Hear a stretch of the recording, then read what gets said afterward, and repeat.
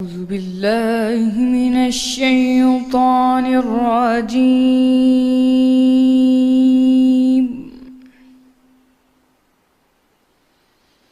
بسم الله الرحمن الرحيم.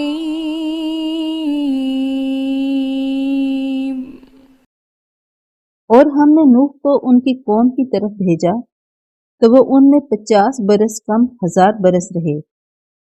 پھر ان کی قوم کو طوفان کے عذاب نے آ پکڑا اور وہ ظالم لوگ تھے۔ پھر ہم نے نوح کو اور کشتی والوں کو نجات دی اور کشتی کو اہل عالم کے لیے نشانی بنا دیا۔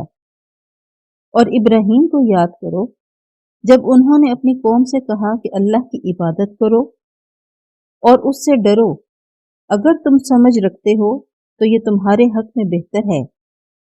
تم تو اللہ کو چھوڑ کر بتوں کو پوجتے اور طوفان باندھتے ہو، تو جن لوگوں کو تم اللہ کے سوا پوجتے ہو وہ تم کو رزق دینے کا اختیار نہیں رکھتے۔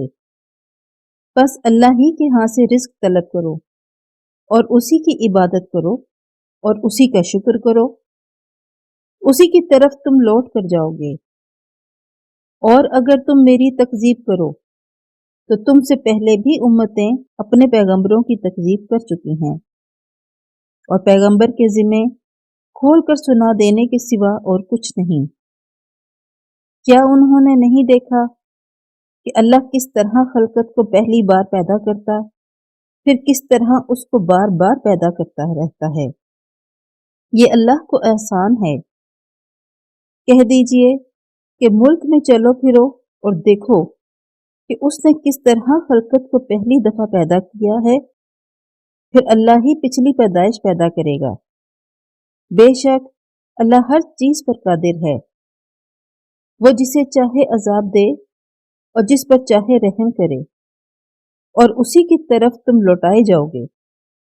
اور تم اس کو نہ زمین میں عاجز کر سکتے ہو نہ آسمان میں، اور نہ اللہ کے سوا تمہارا کوئی دوست ہے اور نہ مددگار۔